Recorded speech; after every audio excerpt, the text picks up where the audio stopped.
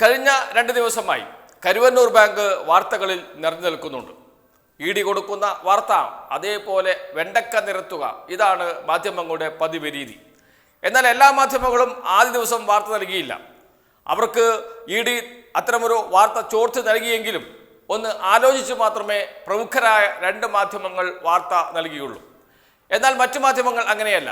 ജന്മഭൂമി, ചന്ദ്രിക, മാധ്യമം തുടങ്ങിയ പത്രങ്ങൾ കിട്ടിയ പാടെ അതേപോലെ വെണ്ടക്ക നിരത്തുകയും ചെയ്തു. ഒന്നാം പേജിൽ വലിയ വാർത്ത നൽകുകയും ചെയ്തു. ജന്മഭൂമി കൊടുത്ത വാർത്ത ഇങ്ങനെയാണ്: കരുവന്നൂർ ബാങ്ക് തട്ടിപ്പ്, CPM-നെ പ്രതി ചേർത്തു. ഇതാണ് ജന്മഭൂമിയുടെ വാർത്ത. കുറ്റം പറയരുത്, മാധ്യമവും ഒന്നാം പേജിൽ തന്നെ വാർത്ത നൽകിയിട്ടുണ്ട്. ആ വാർത്ത കരുവന്നൂർ CPM-ന്റെ 77 ലക്ഷത്തിൻ്റെ സ്വത്ത് ഇ ഡി കണ്ടുകെട്ടി എന്നാണ്. കരുവന്നൂർ ബാങ്കുമായി ബന്ധപ്പെട്ട് 77 ലക്ഷത്തിൻ്റെ സ്വത്ത്, CPM-ന്റെ സ്വത്ത് ഇ ഡി കണ്ടുകെട്ടി എന്നാണ് വാർത്ത. അതേപോലെ തന്നെ ചന്ദ്രികയും കൊടുത്തിട്ടുണ്ട്. ചന്ദ്രിക കൊടുത്തിരിക്കുന്നത് ഇങ്ങനെയാണ്: കരുവന്നൂർ 29 കോടിയുടെ സ്വത്ത് കൂടി കണ്ടുകെട്ടി എന്ന്. CPM-ന്റെ സ്വത്തുക്കൾ കണ്ടുകെട്ടി എന്ന് പറയുന്നില്ല. എന്നാൽ 29 കോടി രൂപയുടെ, കരുവന്നൂർ 29 കോടിയുടെ സ്വത്ത് കൂടി കണ്ടുകെട്ടി എന്നാണ് ചന്ദ്രികയുടെ വാർത്ത. ആരാണ് കൊടുക്കുന്നത്? ആദ്യ ദിവസം കൊടുത്ത വാർത്ത ജന്മഭൂമി, ചന്ദ്രിക, മാധ്യമം. എങ്ങനെയുണ്ട് എന്ന് മനസ്സിലായല്ലോ. ആർ എവിടെ എങ്ങനെ നിൽക്കുന്നു എന്ന് പ്രേക്ഷകർക്ക് മനസ്സിലായല്ലോ.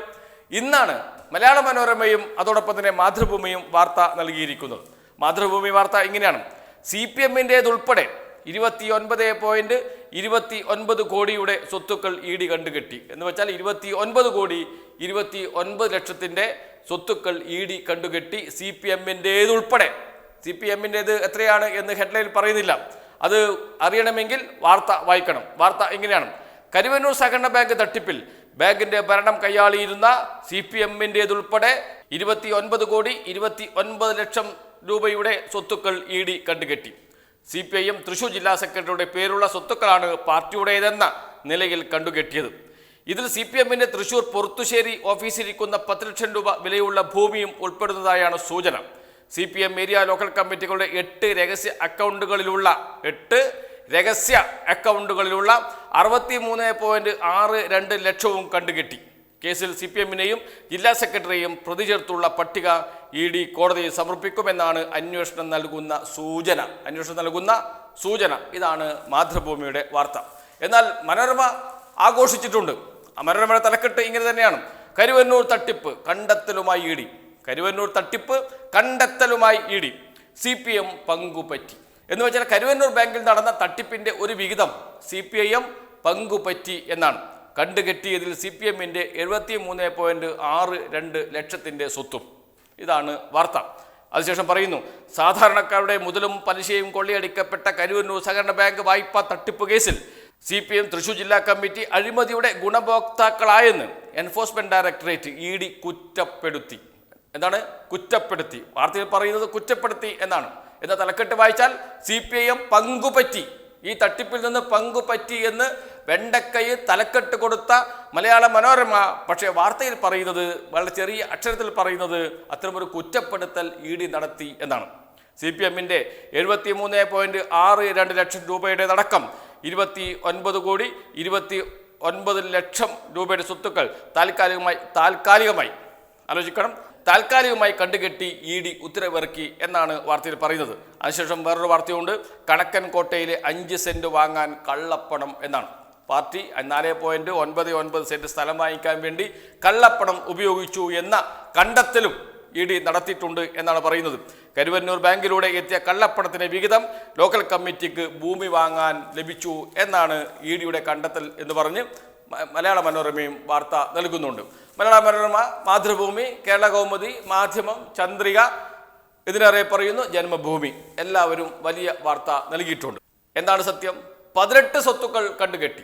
18 സ്വത്തുക്കൾ കണ്ടുകെട്ടി എന്ന വലിയ വാർത്ത കൊടുക്കുമ്പോൾ CPM-ന്റെ സ്വത്ത് എത്രയാണ്? സ്ഥലം എത്രയാണ്? ഏക്കർ കണക്കിന് സ്ഥലമുണ്ടോ? 4.66 സെന്റ് സ്ഥലം. 4.66 സെന്റ് സ്ഥലം പാർട്ടിയുടെ ലോക്കൽ കമ്മിറ്റിക്ക് ഓഫീസ് കെട്ടാൻ വേണ്ടി വാങ്ങിച്ച 4.66 സെന്റ് സ്ഥലമാണ് കണ്ടുകെട്ടിയത്. ഇതിനെയാണ് സ്വത്തുക്കൾ കണ്ടുകെട്ടി CPIM-ന്റെ എന്ന് പറഞ്ഞ് വലിയ വാർത്ത നൽകുകയും CPIM-നെ കേസിൽ പ്രതി ചേർത്തു എന്ന വെണ്ടക്ക വാർത്ത നൽകുകയും ചെയ്തു. ഒരു പത്രം നടത്തിയിരിക്കുന്നത് ആദ്യമായിട്ടാണ്, ചരിത്രത്തിൽ ആദ്യമായിട്ടാണ് ഒരു രാഷ്ട്രീയ പാർട്ടിയെ കേസിൽ പ്രതിയാക്കുന്നത് എന്നാണ് പറഞ്ഞിരിക്കുന്നത്. ആം ആദ്മി പാർട്ടി പ്രതിയാണ്. എനിക്ക് തോന്നുന്നു കോൺഗ്രസ് പാർട്ടിയുടെ നേതാക്കളും ഇഡിയുടെ കേസിൽ പ്രതിയായിട്ടുണ്ട്. ദില്ലിയിൽ നാം കണ്ടതല്ലേ, മാർച്ച് ഇഡി ഓഫീസിലേക്ക് മാർച്ച് നടത്തുന്നതും ചോദ്യം ചെയ്യുന്നതുമൊക്കെ നാം കണ്ടതാണ്, വാർത്തകൾ നിറഞ്ഞു നിന്നതാണ്. അതൊക്കെ എല്ലാവരും മറന്നുപോയിട്ട് ചരിത്രത്തിൽ ആദ്യമായി CPIM ഇതാ ഇഡി കേസെടുത്തിരിക്കുന്നു എന്നൊക്കെ പറഞ്ഞ് വാർത്തകൾ നൽകാനും നമ്മുടെ മാധ്യമ പ്രവർത്തകർ തയ്യാറായിട്ടുണ്ട് എന്നത് മറ്റൊരു കാര്യം. CPIMന്റെ 8 ബാങ്ക് അക്കൗണ്ടുകൾ കണ്ടുകെട്ടി എന്നാണ് വാർത്ത.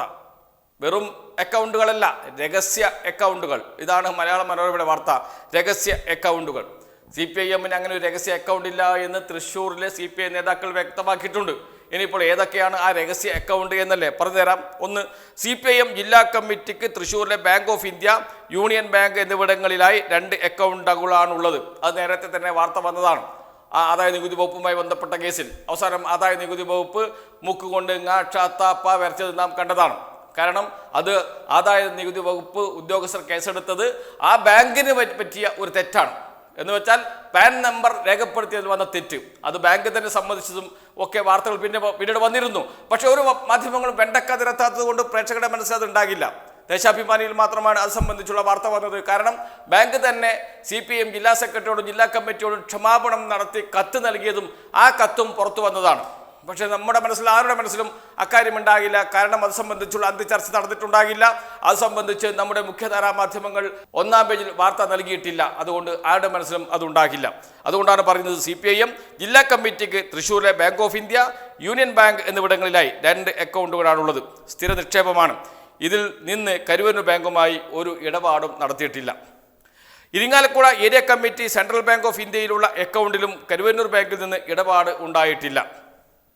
കരുവന്നൂർ ബാങ്കിലുള്ള Purathissery local committee building fund, Purathode branch, Purathissery north local committee, area സമ്മേളനം, souvenir committee, Purathissery south local committee എന്നിവയുടെ 5 അക്കൗണ്ടുകൾ. ഇതാണ് ഇപ്പോൾ വലിയ വാർത്തയായി നൽകുന്നത്. രഹസ്യ അക്കൗണ്ട് എന്നൊക്കെ പറഞ്ഞ് നൽകുന്നത്. ആ അക്കൗണ്ട് ഇപ്പോൾ നിർജ്ജീവമാണ്. പല ആവശ്യങ്ങൾക്കായി അടങ്ങിയ 5 അക്കൗണ്ടുകളിലായി ആകെയുള്ളത് 3411 രൂപ മാത്രമാണ്. സ്വാഭാവികമായും നാട്ടിലൊരു പരിപാടി നടക്കുമ്പോൾ, ഒരു സമ്മേളനം നടക്കുമ്പോൾ, ഒരു സുവനീർ കമ്മിറ്റി രൂപീകരിച്ച് സുവനീർ അച്ചടിക്കാൻ തീരുമാനിക്കുമ്പോൾ, ഒരു പാർട്ടി ഓഫീസ് കെട്ടാൻ തീരുമാനിക്കുമ്പോൾ ഒരു ബാങ്ക് അക്കൗണ്ട് തുടങ്ങും. പൈസ പോക്കറ്റിൽ നടക്കാൻ കഴിയില്ലല്ലോ, ബാങ്കിലല്ലേ നിക്ഷേപിക്കാൻ കഴിയുകയുള്ളൂ. അതിൽ നിന്ന് പണമെടുത്ത് ആ ആവശ്യം നിർവഹിച്ചിട്ടുണ്ടാകും. അത് കഴിഞ്ഞപ്പോൾ ആ അക്കൗണ്ട് നിർജ്ജീവമാകും. അത് നാമമാത്രമായ തുകയുണ്ടാകും. അതാണ് വളരെ രഹസ്യ അക്കൗണ്ട് എന്ന രൂപത്തിലൊക്കെ നമ്മുടെ മാധ്യമങ്ങൾ വാർത്ത നൽകുന്നത് എന്നോർക്കണം. അതുകൊണ്ടാണ് പറയുന്നത്, ഇത് കുറേ കാലമായി തുടങ്ങിയതാണ്, ഇത് ഇവിടെ അവസാനിക്കില്ല, ഇത് വീണ്ടും തുടരുക തന്നെ ചെയ്യും. പക്ഷേ ഇപ്പോൾ CPIMനെതിരെ കിട്ടിയ വടി ആയതുകൊണ്ട് ആഞ്ഞടിക്കുന്നുണ്ട്.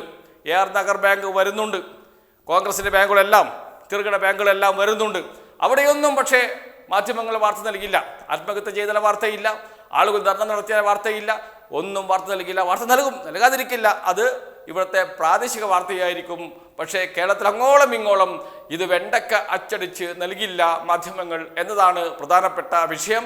അതുകൊണ്ട് തന്നെയാണ് മാധ്യമങ്ങളെല്ലാം UDFന്റെ ഘടകകക്ഷികളാണ് എന്ന് ആവർത്തിച്ച് പറയേണ്ടി വരുന്നത്.